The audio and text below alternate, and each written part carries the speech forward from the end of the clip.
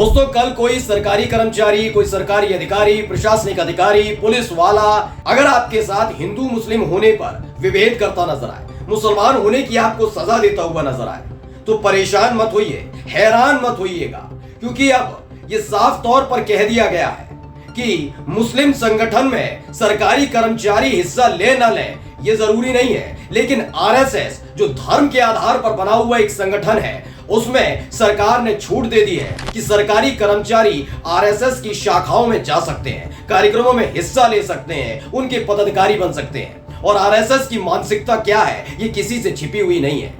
एक ऐसे फैसले को हरी झंडी मोदी सरकार की तरफ से दिखाई गई है जो अपने आप में बहुत विवादित है। नमस्कार, मैं हूं प्राजपाल गौतम और आप देख रहे हैं द हिंदुस्तान पोस्ट।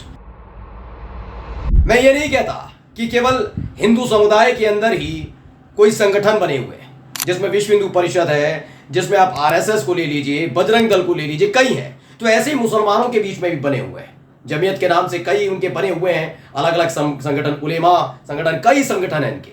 लेकिन एक सवाल पूछना चाहता हूं, मानकर चलिए केरल, मानकर चलिए आंध्र प्रदेश, मानकर चलिए आप तेलंगाना, तमिलनाडु, यहां पर अगर कह दिया जाए कि सरकारी कर्मचारी इन तमाम मुस्लिम संगठनों के सदस्य भी रह सकते हैं, पदाधिकारी भी रह सकते हैं, क्या यह मान्य होना चाहिए?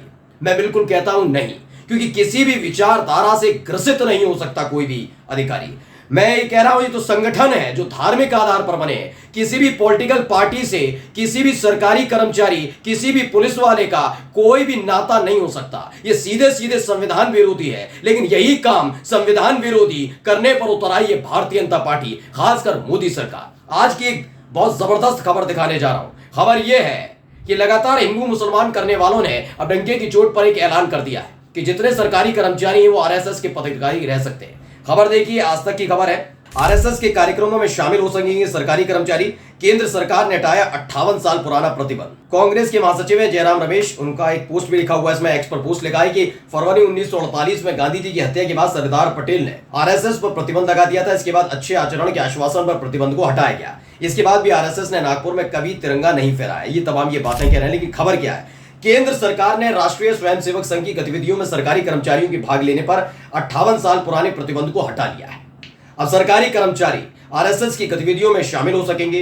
आदेश में कहा गया है कि उपर्युक्त निर्देशों की समीक्षा की गई और निर्णय लिया गया है 30 नवंबर 1966, 25 जुलाई 1970 और 28 अक्टूबर 1980 के संबंधित कार्यालय ज्ञापनों से राष्ट्रीय स्वयंसेवक संघ का उल्लेख हटा दिया जाए।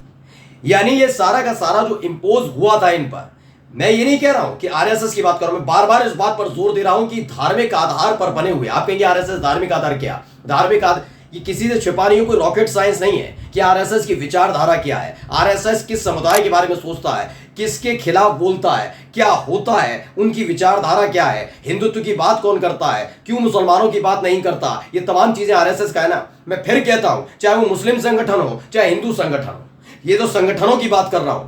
लेकिन इन सब से इतर पॉलिटिकल पार्टी से भी कोई भी अधिकारी कर्मचारी रिलेशन नहीं रख सकता।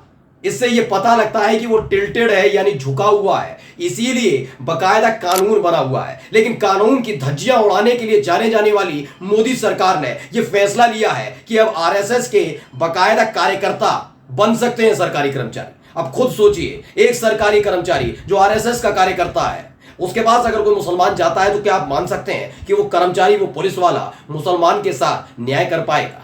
ये मैं बार बार कह रहा हूं और यही मैं कहता हूं कि अगर कोई मुस्लिम संगठन से जुड़ा हुआ बड़ा अधिकारी है तो क्या लगता है कि हिंदू समुदाय से जाने वाला व्यक्ति उसके साथ न्याय हो पाएगा? क्योंकि जिस तरह का माहौल यहां क्रिएट किया गया है ना, ये अब ये विचारधारा तक सीमित नहीं रह गया है, बल्कि ये थोपा जा रहा है।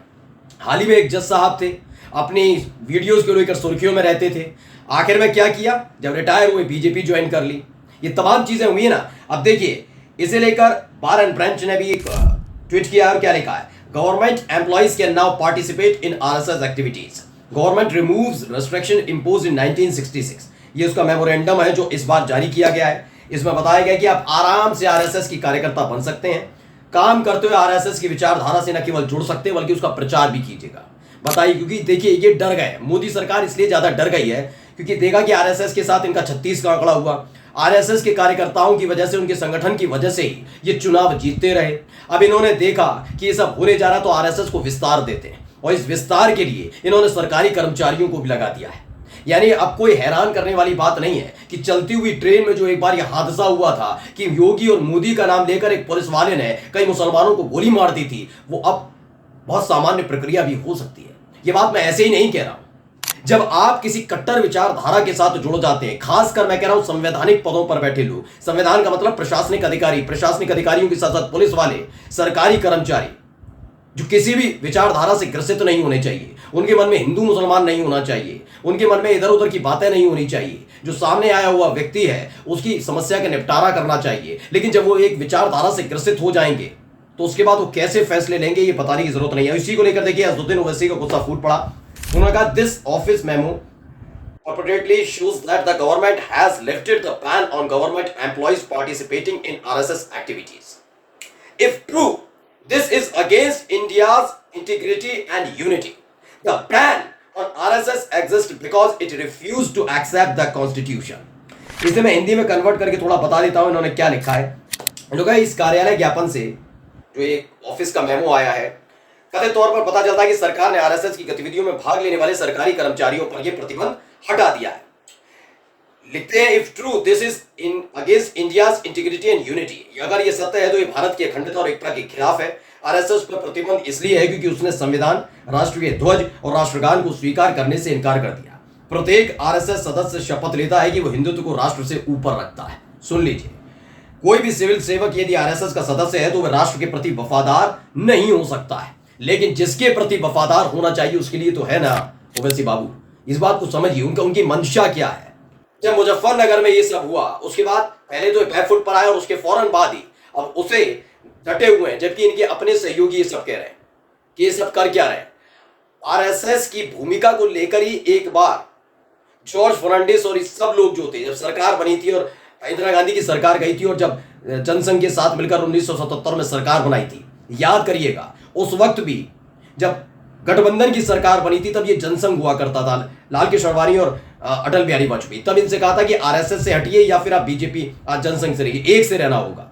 इन्होंने त्याग पत्र दे दिया था, अलग हट गए थे। इस बार भी हालात कुछ ऐसे ही बनने वाले हैं। सिर्फ और सिर्फ आरएसएस को आगे रखने के लिए, उनकी विचारधारा को आगे रखने के लिए, हिंदू मुस्लिम करते रहने के लिए, उसमें सरकारी कर्मचारियों को घुसा देने के लिए इन्होंने एक ऐसा कदम उठा लिया है जिसका विरोध बड़ा जबरदस्त होने वाला है। यकीन मानकर चलिए, जो विरोध मुजफ्फरनगर में हुए नेम प्लेट मामले का है उससे बड़ा विरोध ये होगा, क्योंकि जब सरकारी कर्मचारी ही आरएसएस की विचारधारा का होगा तो उसके बाद समझ लीजिए इस देश का कितना जबरदस्त कल्याण होने वाला है। नमस्कार।